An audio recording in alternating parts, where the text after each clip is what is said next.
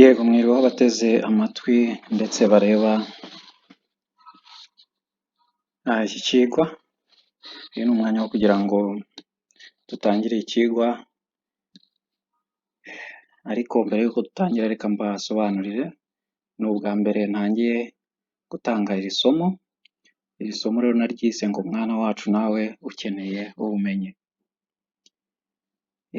Ndi umwenjeniyeri, ndi umwe mu benjeniyeri bamaze igihe, ariko nagiye mbona ibintu byinshi, mbona abantu, aho twubaka, aho dukora ibintu, nkabona abantu babikora ahubwo nibo batize. Twebwe tubishushanya twarize ariko tubizi mu bitabo, ariko ababikora hariya ni abantu batize.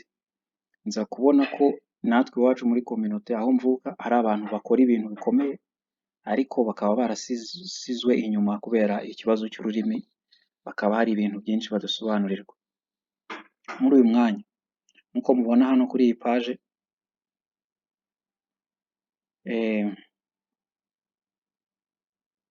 tugiye gusobanurirwa ibijyanye ku bantu bumva icyongereza bazi iri jambo. Rero nagerageje kubyita muri ubu buryo kugira ngo tuze gusobanurirwa. Hano harimo ijambo ry'ubukonje, harimo ubushyuhe, harimo umwuka mwiza n'ibindi n'ibindi.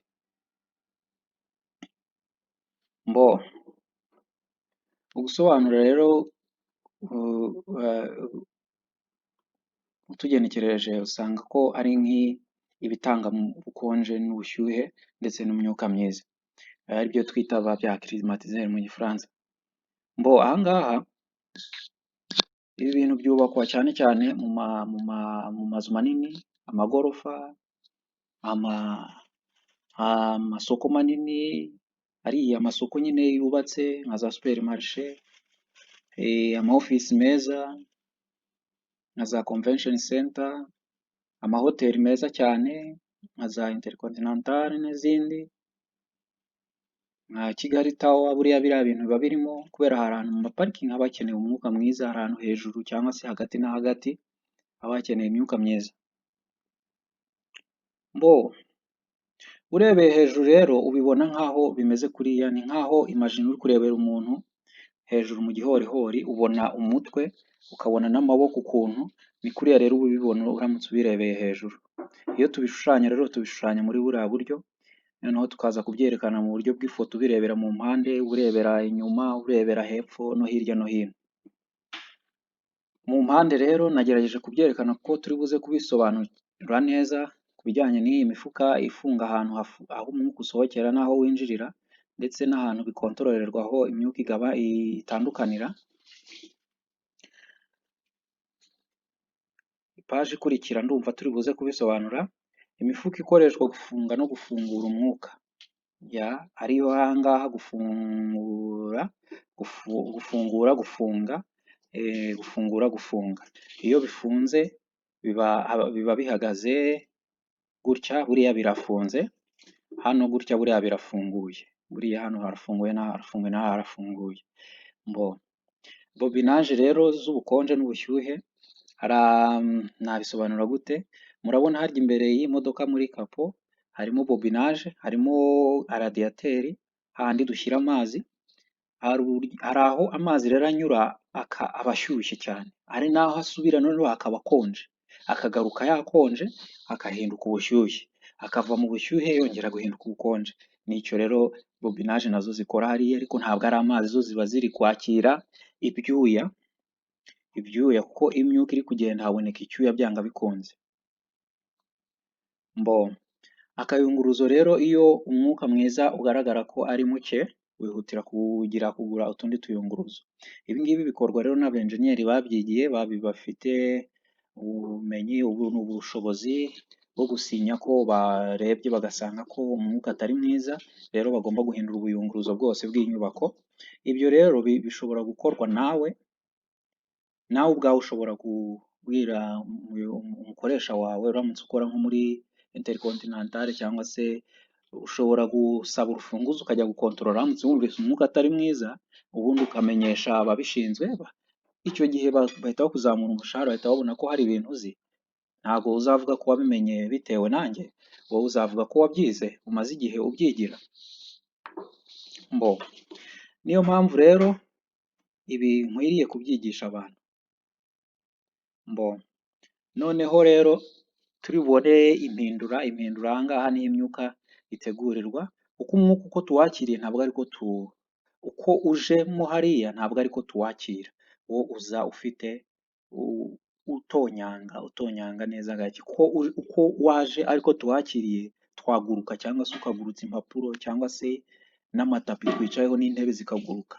Ibi rero ibi byuma n'isi mpindura niwo mumaro wabyo. Imiyoboramifuka rero ifunga n'ifungura inyuma. Aha ngaha dufite imiyoboramifuka ni aya mabuto ndi kuvuga. Aya mabuto ashinzwe gufunga iyo umwuka uhagije wabonetse, n'iyo noneho umwuka umaze kuba muke agafungura, niwo mumaro wayo. Ikindi rero ni imiyoboramwuka ihagije niyo igabanije. Aha ngaha niho rero turebera ko imyuka ihagije cyangwa se yagabanyutse, tubirebera muri aya mabuto agenda atwereka ukundi kuntu. Uko rero ya mifuka iba imeze hirya y'ubuyunguruzo ni kuriya, iba ihagaze kuriya buriya irafunguye, iyo ifunze iraryama. Rero iyi mifuka ikindi navugaho ni uko iyi mifuka urabona ikozwe mu biringiti, nawe ubwawe ushobora kuyidoda uramutse utuye nk'ahantu kure za Byumba cyangwa za Bugesera cyangwa za Karongi, ahantu nawe wumva ukenera gukora climatiseri, nitumara kwiga gushushanya nawe ushobora kuba wayikorera yawe bwite.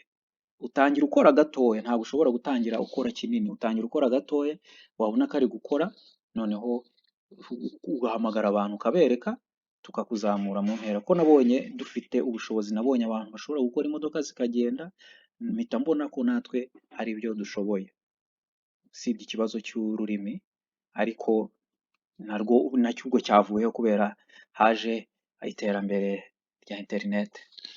Imbaraga z'umwuka rero uko ugenda bigenzurirwa hano, iyo ugenda gakeya tubibonera hano, iyo ari mukeya cyane biba biri hariya hasi ya 0, iyo uhagije biba biri kuri hagati ya 0 na 5, iyo ari mwinshi cyane ni hejuru ya 5. Ibyo rero niho tugenda tubirebera. Ubwo rero nawe ushobora kubwirwa uti genda urebe ko imyuka ihagije, ubwo namaze kubikwereka uko babireba. Igipimo rero cy'umwuka mwiza, nababwiye ko uriya mwuka uko uza ntabwo ariko tuwakira, kimwe n'uko rero uko winjiye ntabwo ariko wose uza muri aho amaofisi ari ndetse n'aho abantu bari, kuko hari ahantu ugera ukayungururwa, umubi ukajugunywa, umwiza ugakomeza. Umubi ni wa wundi usohokera hamwe naberetse kare ho gusohokera, ndibuze kongera no kuhabereka hasi, turi gusa nk'abasubiramo. Aha rero niho dupimira ko umwuka mwiza uhagije, biri sawa. Nuko inyuma rero ya za bobine hariho hahandi hari ubuyunguruzo, iyo hari umwanda mwinshi aha ngaha hasi mu nguni aha ngaha, icyo gihe uba ugomba guhindura ubuyunguruzo n'izi bobinaje. Ibyo rero bisinywa n'umuntu wabyigiye, noneho mwebwe nyine akaba ari mwe mujya kubikora. Nk'uko natangiye mbabwira, abantu batageze mu mashuri nibo bubaka ibi bintu ari amagorofa bakayashyiraho amatafari, ariko biba byarashushanyijwe n'abantu bize. Bivuze ngo rero bariya bubaka amatafari nabo burya barabizi ibi bintu, ikibazo ntabwo bashaka kubafungura amaso ngo babibone. Ubwo rero nagerageje ngiye kubibigisha mu rurimi rw'iwacu, kuko hari abantu benshi nabo bigishanya mu rurimi rw'iwabo. Rero nararebye mbona njyewe iwacu nta muntu utwigisha Abarundi n'Abanyarwanda, niyo mpamvu nahisemo gufata iki cyemezo. Noneho rero iyo urebye rero hariya hasi ubona imiyoboro y'ubukonje, amatiyo yohereza. Akenshi imiyoboro y'ubukonje, buriya bukonje buba ari ubukonje nk'ubwo muri firigo, ariko uburyo tubwakira nabwo buza bwaje mu bundi buryo. Iyi miyoboro rero niho bikontororerwa ibintu byose, kugira ngo buriya bukonje buze ari ubukonje budashobora kwangiza umuntu, ari ubukonje bwiza cyane, nk'abantu bigeze kuba ahantu heza nka za Gisenyi, Ruhengeri, ku Birunga, ahantu haba hari akuka keza, kakaza ari nka kariya kuka keza kayunguruwe kabaye keza. Bya byumba rero nababwiye aho bikorerwa, aho biriya bintu byose bikorerwa, niho aha ngaha. murabona iyi dinamo, murabona iyi dinamo yo hejuru, iyi ni isohora umwuka, iyi ni yayindi yinjiza umwuka wamaze kuyungururwa. Aha ni umwuka ushyushye, aha ni umwuka ukonje. Izi ni za bobinaje naberekaga, aha ngaha rero niho iyi myuka yinjira, iyi ni ya mifuka, murayibona ya mifuka, aha ngaha ni muri santere, kuri santarare. Uzi ko nta hantu hose hatagira santarare, aha ngaha niho imyuka iza, ujya hejuru, ukomeza, nibyo.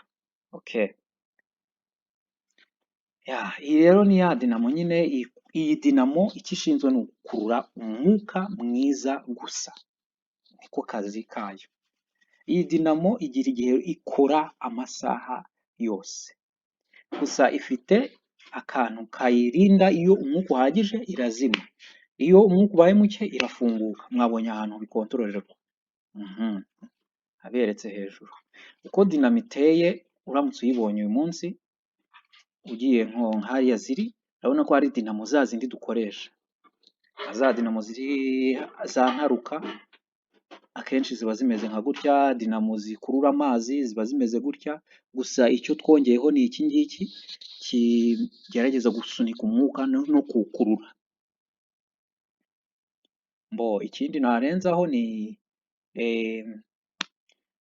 aha ni ukugira ngo nongere nsobanure, muribuka ko aha ngaha nigeze kuhabereka. Aha rero, aha hafite umumaro munini cyane, niyo mpamvu masubiyemo. Aha uko umwuka waje ntabwo ariko tuwubona, bivuze ngo uyu mwuka aha ngaha icyo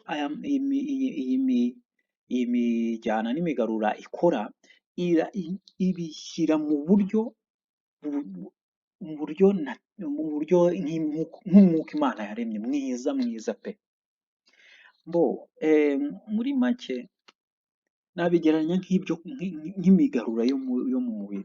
Ibyo kurya uko tubirya ntabwo ariko byose bigira gute, ntabwo ariko byose bijya mu maraso. Hari ibijya mu maraso, hari n'ibihinduka umwanda. N'iyi rero nicyo imaze, umwuka ugomba gutakara wa wundi usubira hanze, n'umwuka ugomba kwinjira, ndetse no kuwugabanya ku buryo utatugeraho ufite imbaraga nyinshi zishobora kutugurutsa cyangwa se gutwara impapuro aho turi gukorera n'ibindi. Uko rero yubakwa umubiri wayo n'ingero zihariye bitewe n'ubunini n'imibyimba yawo, ni uku tubishushanya tukabigaragaza. Ububyimba uko ungana n'ibiro uzatanga, ibyo bita ngo bya kirojure. Ibyo rero nujya ubibona ahantu ntibikagusaze, ushobora kuvuga kirojure ibintu ni ibiki? Umuntu wavumbuye ibiro cyangwa se kilopasikari, abo ni abantu bagiye bavumbura ibyo bintu. Nawe rero ushobora gukora akandi kantu bakavumbura bakabyitirira wowe, wenda bakavuga ko ari kilomatayo, wenda matayo akaba ari we wavumbuye uriya mwuka, iriya mbaraga y'umwuka. Bivuze ngo rero ibi bintu twiga ntabwo ari itegeko ko ari ihame ko bigomba kumenya kwitwa gutya, natwe dushobora kubihindura turamutse dukoze ibigaruramwuka n'ibijyana mwuka mwiza mu nzu byakorewe iwacu. Ibyo kwiga no kuzirikana rero, byo tugomba kuzirikana, icya mbere ni ukumenya aho umwuka usohokera n'aho winjirira, ndetse n'intera tugomba gusigamo iyo turi kwensitara. Aha tugomba gusigamo intera guhera kuri 3 metero kuzamura. Aha ngaha rero, aha niho haturuka umwuka ukonje, aha niho haturuka umwuka ushyushye, ibyo tukabimenya. Murabona ko hari dinamo ebyiri, iyo hasi n'iyo hejuru, isohora umwuka mubi n'iwinjiza umwuka mwiza. Ibyo ni byo bintu tugomba kuzirikana, nirwo rufatiro rw'iri somo twize uyu munsi. Ibyo kuzirikana bya kabiri ni uko tugomba kumenya ko aho uyu mwuka ugenda n'uyu mwuka winjira zifite inzira, izi nzira zikaba zitandukanye ariko zikaba zifite ahantu bihurira. Aho hantu bihurira hari ikintu kigaragaza ko hari umwuka uri kugenda n'uri kwinjira, ariko bikaba iyi miyobora itaboneka mu nyubako, ntushobora kuyibona. Bagerageza, abenjenyeri bashushanyije bagerageza gukora uko bashoboye, bikaba biri ahantu hihishe. Kandi ikindi, uru rusaku narwo bagerageje gushobora uko bashoboye ku buryo urusaku rutabasha kumvikana mu nyubako. Ibyo ni ibindi bintu tuziga, ibyo bita bya furekanse y'ijwi, uko ushobora kurigabanya, ibintu nk'ibyo twabyize mu bugenge, nk'abantu bize mu wa munani bashobora kuba babyumva. Icyo rero nagusaba muri uyu mugoroba, umfashe tumenyeshe abandi iby'aya mahirwe pe. Icyo wamfasha rero, ushobora kuba wowe warize wumva Icyongereza, wumva Igifaransa, wumva Ikilatini, wumva Igiheburayo, wumva Igishinwa, nabonye hari abantu bavuga n'Igishinwa, wumva Igihinde, wumva Icyesipanyoro, wumva Icyafurikanse, wumva indimi nyinshi, ariko hakaba hari umuntu uzi ufite impano y'ubwenjeniyeri ariko akaba atazi indimi. Umfashe kugira ngo umusangize, kuko tuziga ibintu byinshi kandi bizagirira abantu umumaro, cyane cyane abakiri batoya. Nkeneye kugira ngo mugerageze kubisangiza abantu guhera ku myaka 15 kugera muri 25, kugira ngo tugire igihugu cy'ahazaza, tugire East Africa y'ahazaza ifite ubumenyi bukomeye kuruta ndetse n'Abanyaburayi ndetse n'Abanyamerika. Tuziga gushushanya amazu ukoresheje mudasobwa, tuziga gushushanya amashanyarazi, tuziga kubigaragaza uko bizaba bisa byamaze kubakwa, tuziga gushushanya amazi yo mu nzu, tuziga gushushanya imiyoboro ya za kizimyamoto, tuziga uko wakwiga mudasobwa utazi indimi z'abazungu vuba kandi ukabyumva, noneho uzarangiza isomo iryo ari ryo ryose akaba arirangiza neza. Dufite ukuntu tuzabikora noneho tukabaha seritifika, kuko tuzajya tureba uburyo abantu bose bakoze subscribe, abantu bose babashije kugira ibyo bareba, tuzagerageza turebe uko twabakominika dukoresheje interineti, n'ubundi tubahe icyemezo ku buryo ashobora kujya ahantu runaka akaba yabona akazi. Murakoze, mugire umugoroba mwiza. Icyo wakora kindi watugirira utubabariye ukatugirira impuhwe, ni uko wakanda akazogera hasi ndetse ugakora n'ibyo ngibyo abo bagabo bafashe mu ntoki, kuko hari byinshi bikiza kugira ngo atazacikwa. Niba hari umuntu ufite ugacikwa ntubashe kumuha ibyo twamaze gutangaza. Murakoze cyane, mugire